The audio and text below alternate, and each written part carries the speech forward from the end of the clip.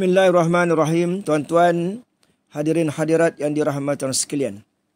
InsyaAllah pada pagi ini saya akan berkongsi satu tajuk.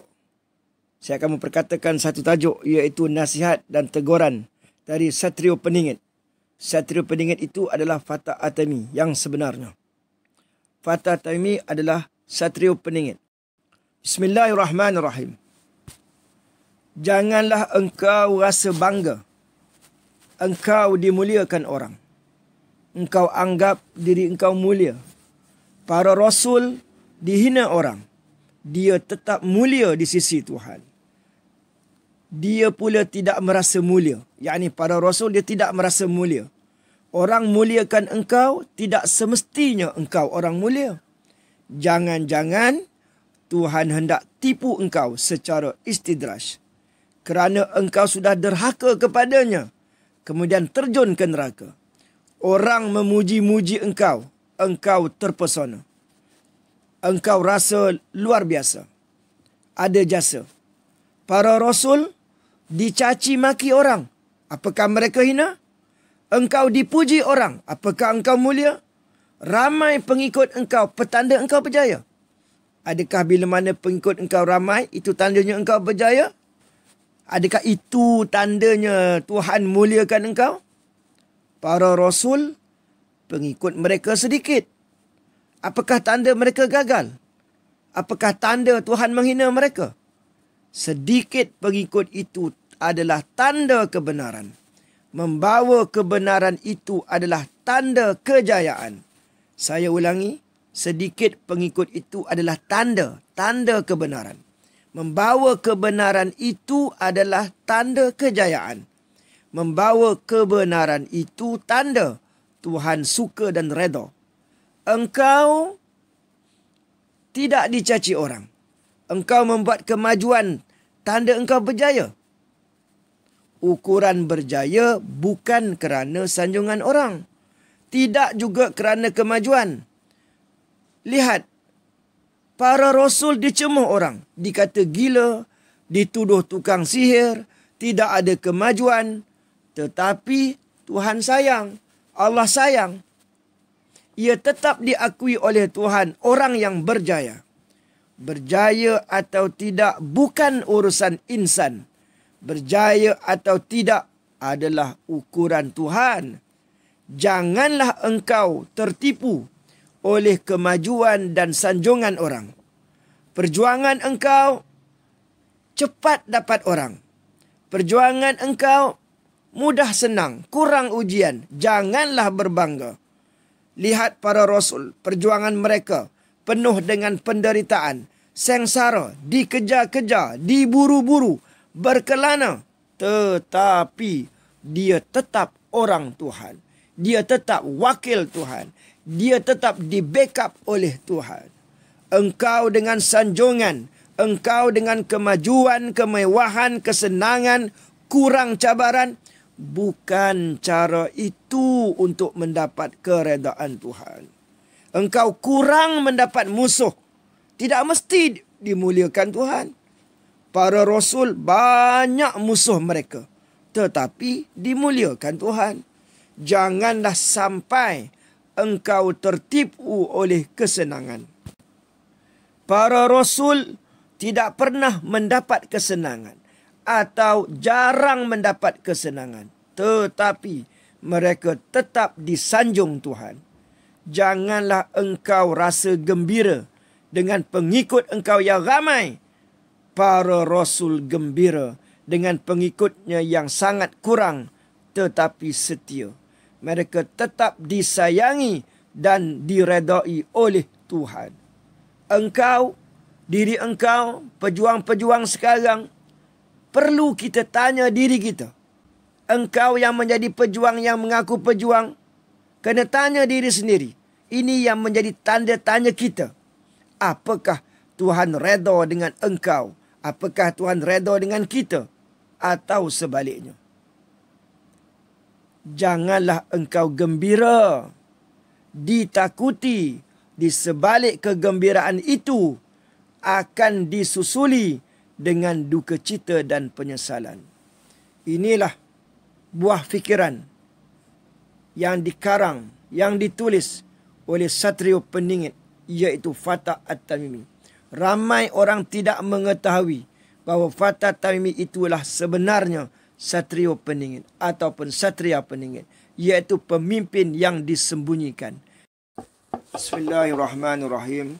Tuan-tuan yang dikasihi sekalian, pada hari ini saya ingin berkongsikan tuan-tuan dengan himpunan hadis-hadis yang ada kaitannya dengan Fatah At-Tamimi, yang ada kaitannya dengan Al-Mansur, yang ada kaitannya dengan Shu'aib bin Saleh.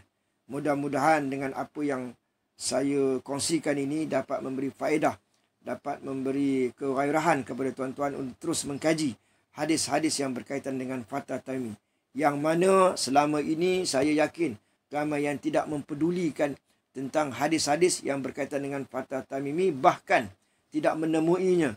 Yang hanya mereka dengar, yang hanya mereka berjumpa adalah hadis-hadis yang berkaitan dengan Imam Mahdi sahaja.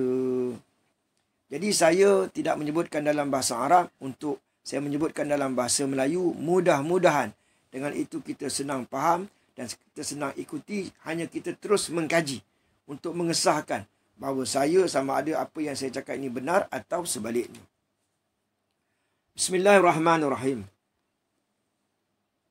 Al-Hasan bin Sufyan dan Abu Nuaim telah meriwayatkan dari Sauban katanya, telah bersabda Rasulullah sallallahu alaihi wasallam, akan datang panji-panji hitam, iaitu kekuasaan dari sebelah timur, seolah-olah hati mereka, yakni pendukung-pendukung, seperti kepingan besi, jiwa berani. Barang siapa mendengar tentang mereka, hendaklah datang kepada mereka dan berbai'ahlah kepada mereka, sekalipun merangkak di atas salji. Jadi panji-panji hitam ni disebutkan datangnya daripada timur. Berani.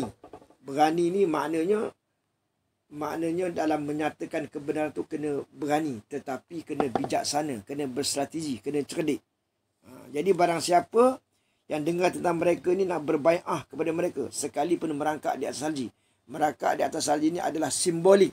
Simbolik, walaupun kalau negara itu ada salji umpamanya, hendaklah kita merangkak, mati pun tak apa, asalkan kita dapat bertemu dengan pemimpin kebenaran, kerana ia ada satu usaha kita untuk mendapatkan keselamatan di dunia dan di akhirat.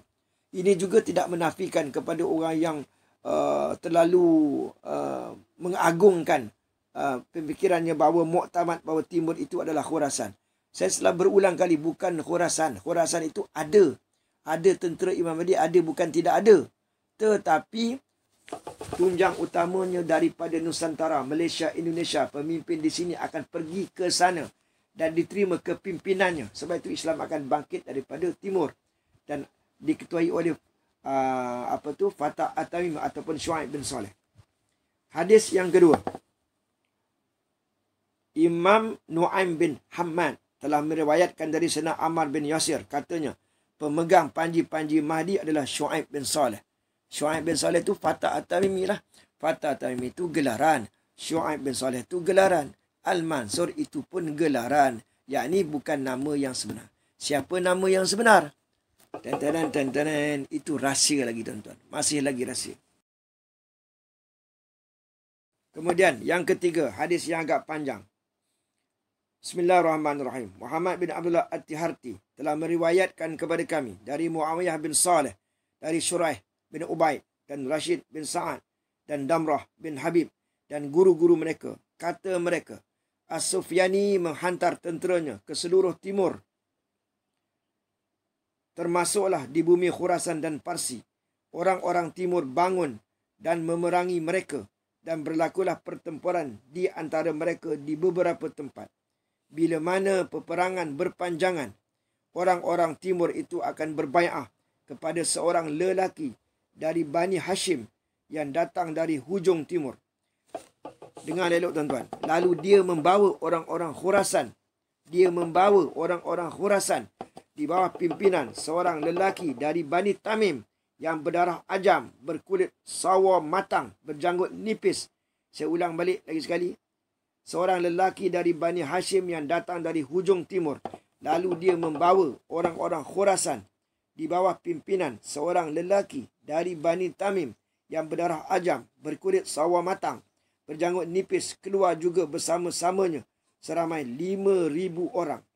Apabila mendengar berita munculnya Imamul Mahdi dan berbai'ah kepadanya, maka dialah merupakan mukadimah kepada Imam Mahdi. Siapa dia? Fatah Tamimi Bani Tamim tersebut.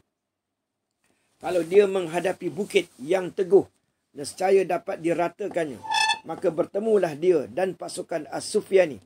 Lalu dia menewaskan mereka. Terbunuhlah daripada mereka satu korban nyawa yang besar. Kemudian berlaku pula kemenangan bagi As-Sufyani. Dan keluarlah Syuaib bin Saleh bersembunyi ke Baitul Maqdis, menyerahkan kepada Imam Mahdi kedudukannya apabila dia mendapat tahu pemergiannya ke Syam. Ini hadis ini terdapat dalam kitab Al-Fitan dan juga kitab Aqdud Durar.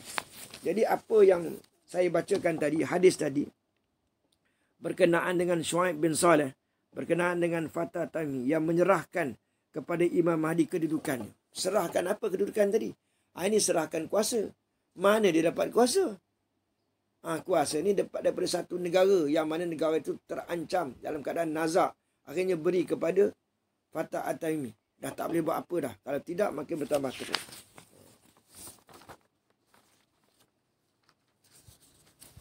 Hadis yang keempat, yang terakhir.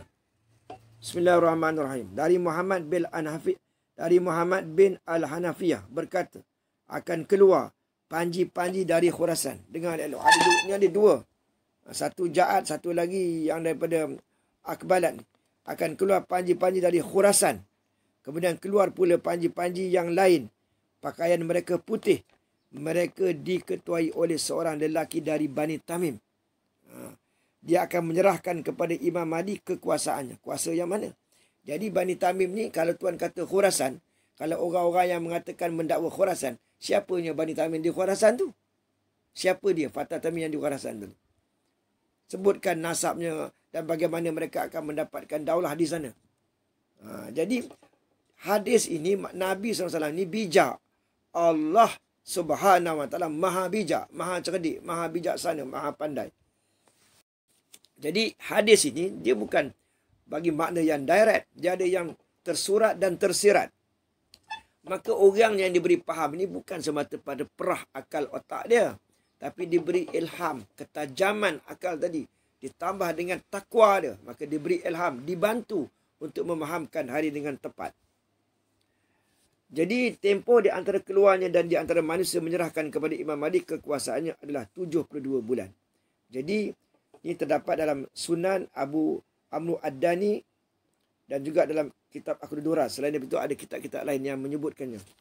Jadi daripada sini akan datang saya akan mencanaikan, iaitu berkaitan dengan tuduhan terhadap yang banyaklah ulama-ulama Wahabi ni lah yang menuduh tentang Imam Nu'aib bin Hamad ni. Tidak boleh dipercayai, tidak boleh diyakini, seorang yang tidak siqah. Maka saya akan jawab. Kerana apa tuan-tuan? Kerana ulama-ulama Mu'tabariyah menyebutnya sebagai salah seorang perawi yang siqah. Tiba-tiba akhir zaman pula kita dapat tahu dia ni tak siqah. Jadi bagaimana untuk kita menilainya? InsyaAllah coming soon akan datang saya akan menyebutnya. Jadi sekian dulu. Jadi mudah-mudahan dengan apa yang saya kongsikan ini, tuan-tuan kaji terus. Cari. Saya bagi panduan. Kita dalam kitab Majma' Az-Zawaid, dalam Al-Hawi Al-Fatawa dalam jilid yang kedua, dalam kitab Al-Fatawa Al-Hadisiyah, dalam kitab At-Tazkirah Imam Qurtubi, dalam kitab Aqdud Durar. Kajilah. Cari. Jamaah kebenaran ini mesti diketuai oleh Fatah Tamimi. Gelaran dia. Kalau nama sebenar ramai, tentulah dah kena bunuh awal-awal lagi. Gelaran dia. Jadi kerana dia pemimpin yang dijanjikan, dia tidak akan mati sehinggalah dia bertemu dengan Imam Mahdi. Dengar ayat ni. Ini belum canai lagi. Fatah Tamimi yang sebenar, yang hakiki tidak akan mati sehinggalah dia bertemu dengan Imam Mahdi. Bukan tak mati. Tapi dia dijanjikan untuk bertemu dengan Imam Mahdi. Kalau dia Fatah Tamimi yang sebenar. Kesimpulannya, Fatah Taimi yang sebenar, dia mesti bertemu dengan Imam Mahdi. Kerana apa? Kerana dia nak serah kuasa pada Imam Mahdi. Kalau dia dah mati, mana Fatah Taimi itu? Dia kena serah kuasa pada Imam Mahdi. Kemudian barulah mereka ni mujadid bersama, mujadid kembar, akan berganding bahu untuk menerajui kepimpinan Islam di peringkat empire nanti. Sekian, wabillahi taufiq wal hidayah. Assalamualaikum warahmatullahi